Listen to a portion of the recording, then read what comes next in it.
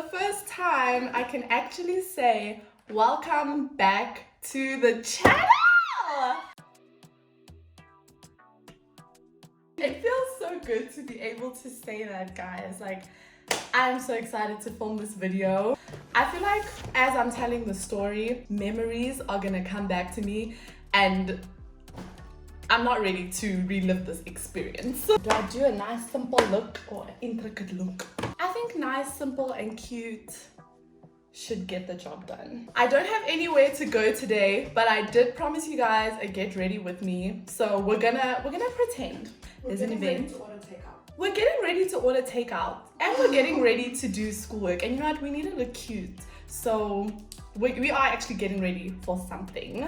I did ask you guys a couple of days ago on my Instagram story what video you guys wanted to see this week. I gave you guys the option between a girl chat advice video, sort of like an opening up kind of video, a Q&A, and a story time and get ready with me.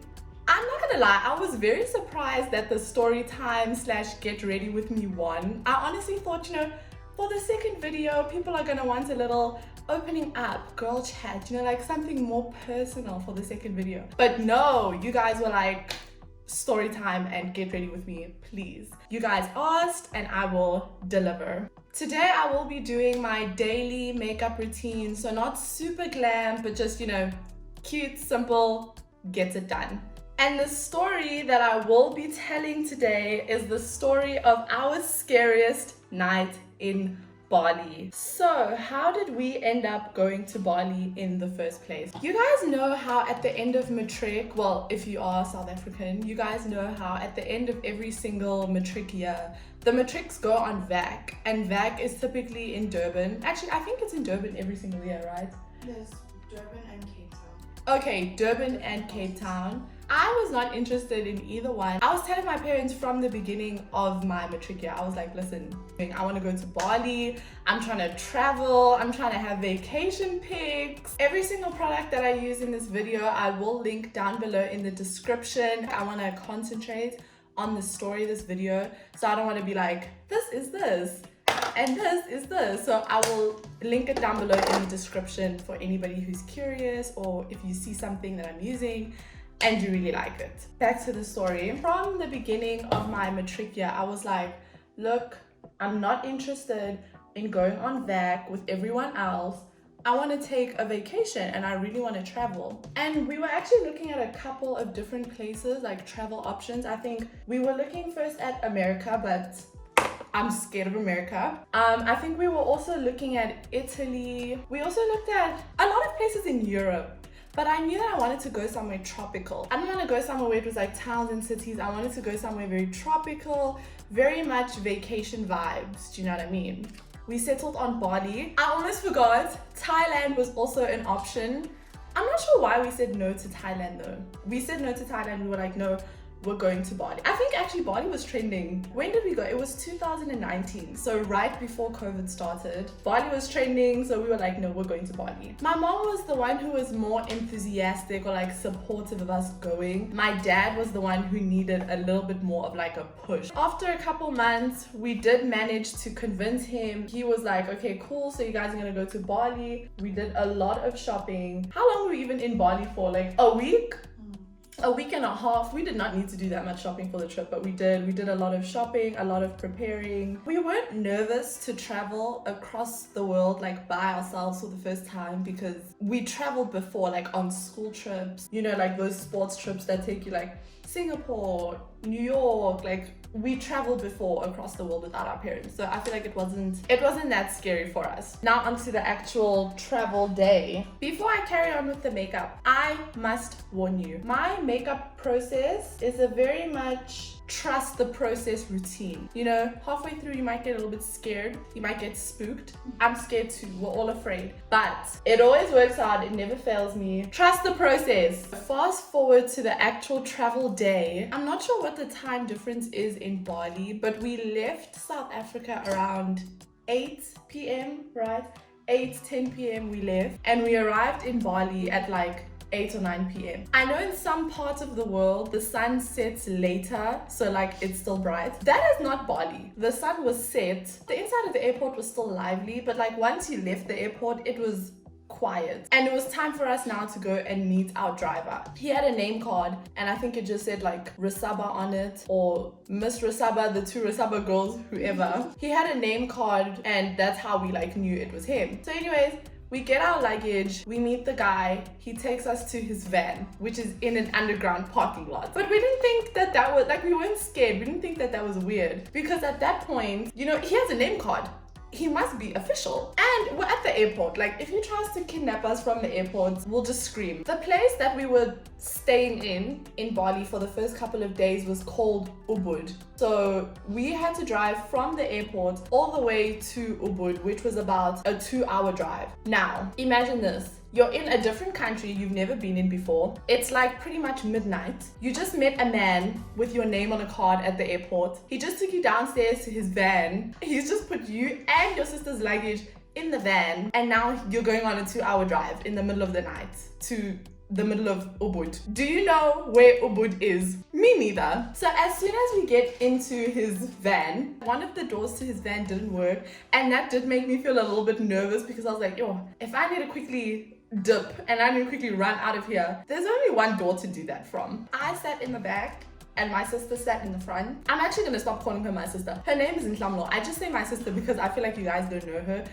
It's Nhlamlo. So I sat in the back, I think Nhlamlo sat in the front. And as soon as we got into his car, guys, we messaged our mom. We were like, we're at the airport, we found the guy, we're in his van, we're driving to where we're supposed to be sleeping tonight. And immediately I put in the location on my GPS to where we were going. Because even though he had his like phone app like on the dashboard with his GPS up, I need to know for sure that that is the address that we are going to. I am not getting kidnapped on my first night in Bali. So the drive starts. I took a screenshot. If I can still find the screenshot in my camera gallery, I'll put it up. But I took a screenshot, I sent it to Nhlamlo and I was like, girl, I got us. I've got the GPS going. Don't worry about it. We're gonna be fine. So we start the drive. And this man was so friendly. Like, he really was a nice man. But you can't trust everyone, you know? It's the friendly ones that get you. After a while, I feel like he wasn't like as talkative, which started to make me nervous. Because at the beginning of the drive, he was like, hi, how are you?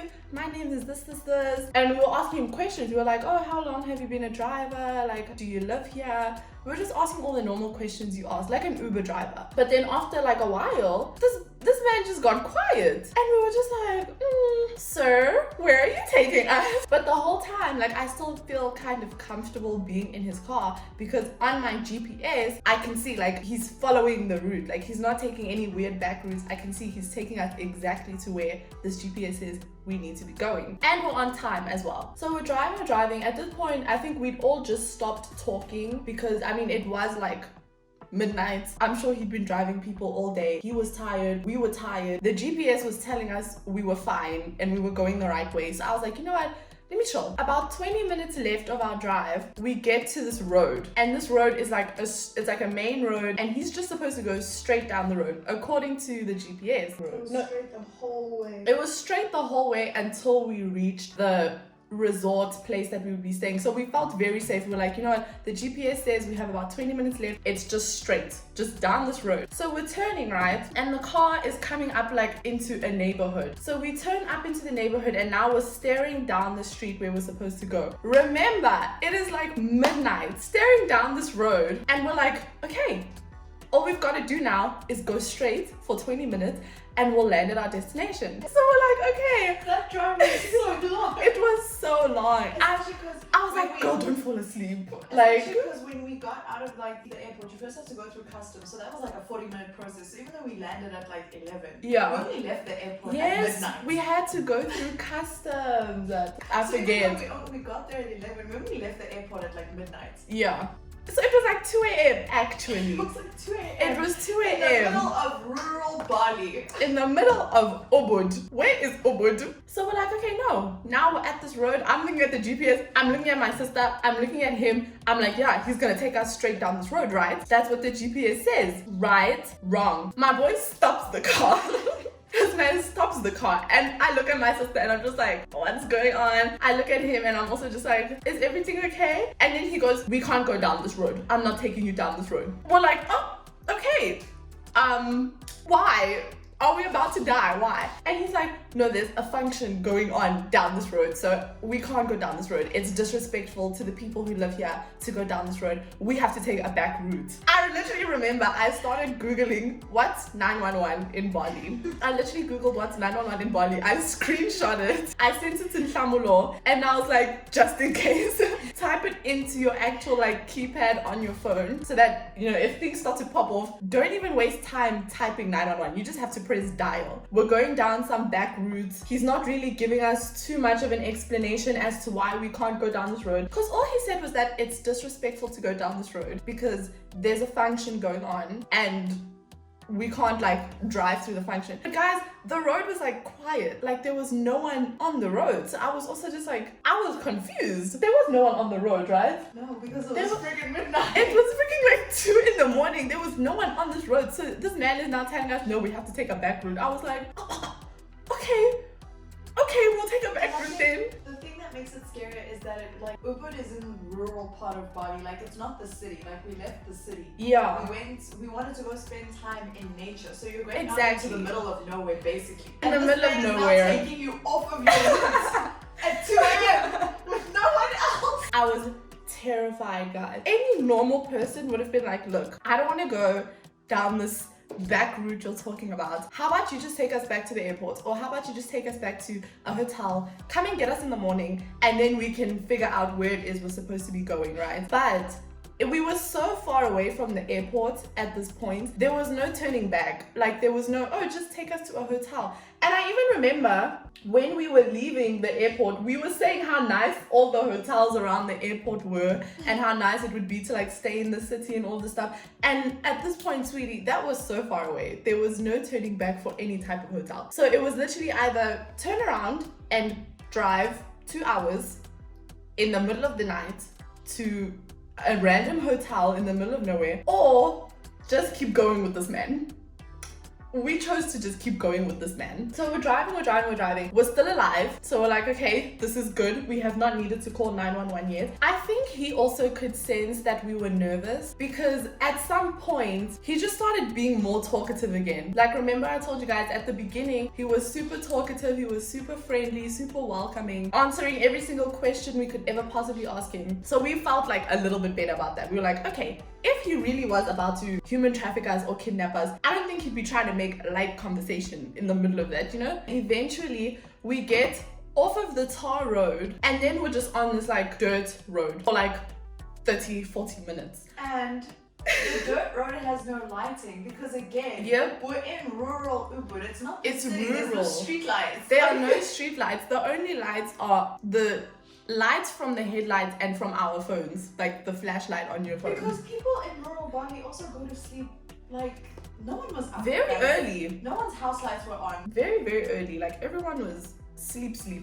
Which makes you question who's having a function. But anyway, so we're going down this gravel road for about 30 minutes. And eventually we see a sign with the name of the place we're meant to be staying at. The relief that filled my body in that moment. I was like, okay, yes, we made it. We didn't die. We didn't get kidnapped. The main concern of mine was that, look, we're in the middle of nowhere. Even if this man is not going to be the one to hurt us, we still don't know where we are. We can't be taking back routes in the middle of nowhere. Like, we don't know what types of people are lurking at these hours, you know? So even if he's not the danger, it's still not a safe situation. You can't be in the middle of nowhere in a foreign country at 2 in the morning on these rural gravel roads. Like, it's just not safe. But anyways, we see the sign of where we're supposed to be staying. We start going down this gravel road. Eventually, we land up at a building, a random building, okay? And I must say, at this point, I felt safe because I was like, okay, we're gonna get out of the car now. But I felt disappointed because I was like, wait, I thought we were staying at this like luxury place, luxury villa resort place. And it's literally pitch black. There's no lights. Like, what is going on? Immediately, guys, before the driver even gets out of the car, another man comes out of nowhere and opens his door. And we're all just like, like, what's going on? So these two men start having a conversation in what I'm gonna assume is Balinese because we're in Bali. After like a few minutes, both of them go to the back of the van and they start taking our suitcases out of this van. Remember, we are still just sat in this car because not all the doors work. So we can't just open the door for ourselves and like get out and like start helping them take our suitcases. We're just like sitting here and waiting for one of these men to open the door. Eventually, they finish getting our suitcases out and one of them opens the door for us and we get out of the van and we start walking towards this staircase, a very long staircase, and our suitcases needed to go up the staircase. So they take the suitcases, they go up the staircase, we follow behind them. At this point I'm thinking, oh thank God we're here. It doesn't necessarily look like what I expected it to look like, but at least we've arrived somewhere, you know. And I see the name of the place our travel agent said was supposed to be. I feel a little bit safe. Okay, we get there and I'm thinking they're gonna take us into okay, what normally happens once you arrive at the place you're staying at on vacation? You think they're gonna take your suitcases, you're gonna walk up to like a little lobby area and you're gonna check in, they're gonna give you maybe like a complimentary drink perhaps, and then they're gonna walk you up to your room and you're just gonna go to bed and you'll wake up the next morning and you'll see to it the next day, right?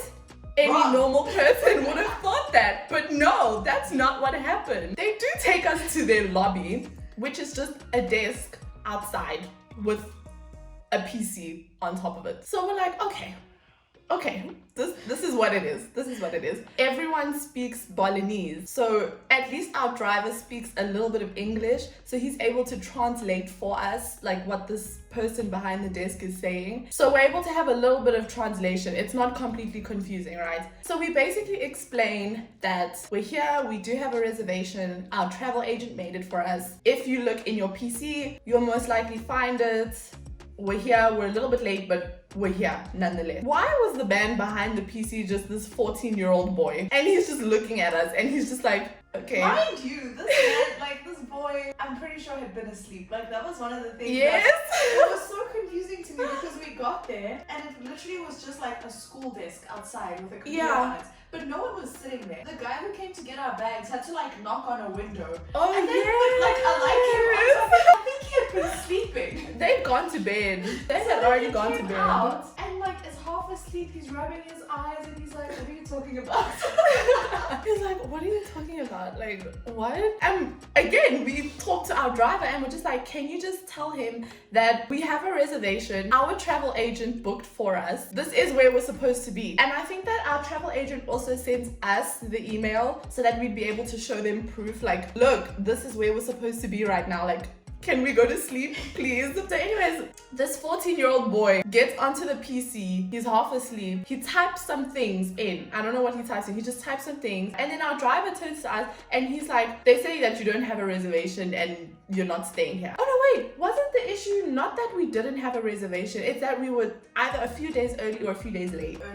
Early. That was the situation. They said that they don't have a room for us tonight because we were early, and according to the booking that our travel agent made, we're not supposed to be there for like another 24 hours. So they said that they don't have a room for us and basically there's no way that we can sleep. It turns into this big thing. Now, essentially, what do you want from me? Essentially what this man is telling us to do is go back to the airport. There's nowhere here for you to sleep. So I don't remember how it got sorted out. I think one of us either like got on the phone and called our mom, or we called... I think our tour guide actually just like negotiated for us. I think he was such an angel. He really was a nice man, guys. I feel bad for thinking he would kidnap us. He was so nice. After that, he drove us everywhere in Bali. So what happened after that was we let our mom know what the situation was. That look, we're in Bali, we're here, but they're saying that we are way too early and they don't have a room available for us because they weren't expecting us for another 24 hours. Immediately, our mom gets onto her email. She sends an email to the travel agent and she says, look, you're the one who made the booking, sweetie. Now my daughters are in a complete different country and they're being told that there's nowhere for them to sleep tonight. It's 2 a.m. dude, like... And it's 2 a.m.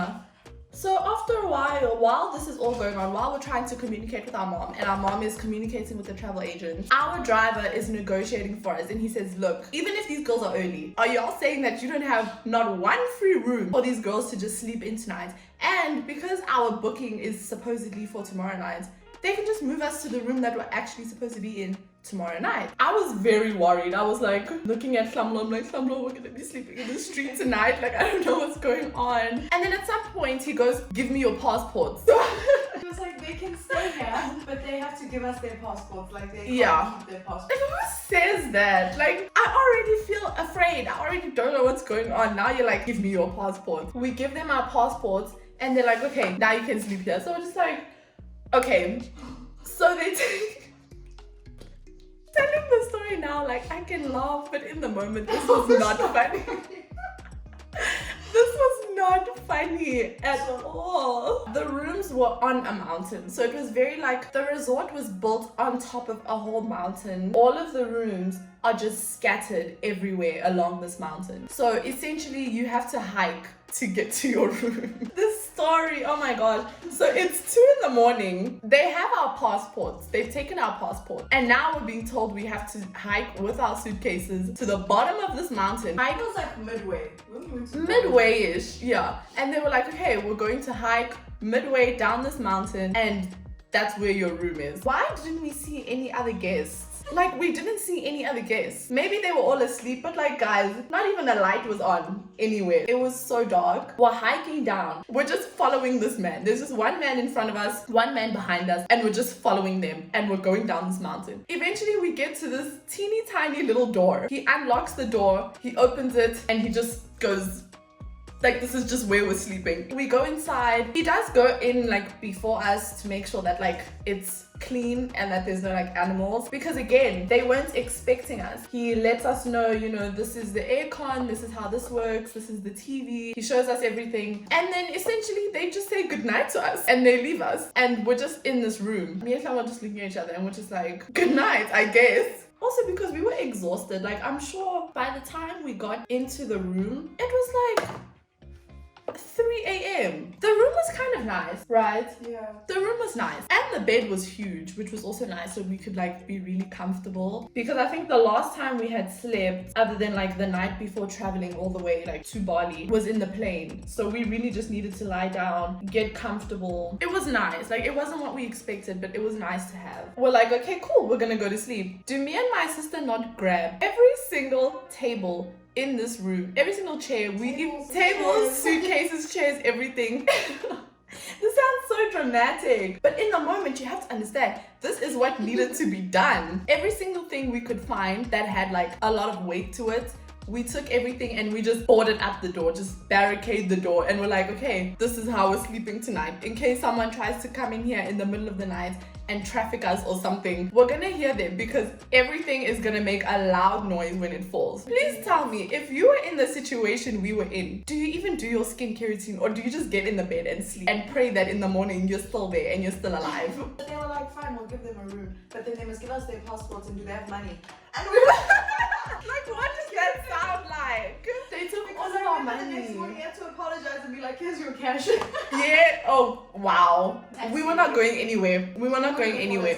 We didn't have our passports. We didn't have our cash. They robbed us. They robbed us for the night. Of course, they gave it back the next morning. So we'll get to that. I feel like that's also something that contributed to me feeling so unsafe, was that these guys seemed so hostile. Like, after a while, they were like, okay, well, give us your passport, give us your money then. Just all this stuff. We wake up the next morning, guys. God was there for us, okay? He was working overtime. We actually opened the curtains for the first time, and now because it's daylight, we can see the mountain and stuff. It's beautiful.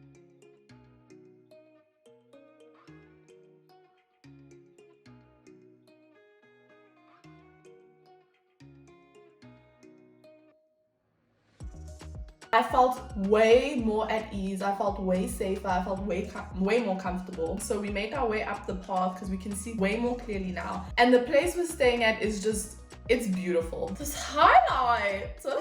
Okay, purr. When I tell you, the next morning, everyone's demeanor was completely different. Come to find out, our travel agent emailed these people while we were sleeping and essentially cussed them out. Not only did you guys take their passports, you guys took every single bit of cash that they had and you put them in a room that they were never supposed to be sleeping in. They gave us breakfast, they gave us our passports back, they gave us our cash back, and then they let us know that the room that was supposed to actually be ours when we got there last night was ready for us. We planned the rest of our trip, and after breakfast they took us down to our new room that we would be staying in. We had the most amazing trip, you guys. Like, honestly, that first night was like the worst thing. Like, that nothing else happened after that. The first night was the worst thing, and then everything else was so pleasant, honestly. Okay, I went ahead and did my lashes off camera. I also changed my top because this is a get ready with me, so I'm still trying to stick to the theme of the video. I always put on like a lot of mascara, even if I have a lot going on with the lashes. I have tons more stories of our time in Bali and everything that happened after that. If you guys want more Bali stories, maybe we'll do like a little series, maybe a travel series actually. But honestly, that was the most dramatic thing that happened on the trip. Other than that, everything was calm. Like, everything was more than amazing. Will I ever go back to Bali? More specifically, will I ever go back to Ubud? Yes, we will 1000% go back to Bali. And that is the story of our scariest night in Bali. Guys, please let me know, what would you have done differently if you were in our situation? Would you have asked this driver to turn you around and take you all the way back to the airport, or would you have just stuck it out? Thank you guys so much for watching this video. I hope that you guys enjoyed this story time, because there's gonna be way more story times to come. We recently just reached 32.8 followers on TikTok, you guys. The family is growing, and we are so close to 10,000 on Instagram. I think by the time I post this, we'll be there, because that's how close we are. Go join the Instagram family, go join the TikTok family, and I'll see you guys in next week's video. Bye!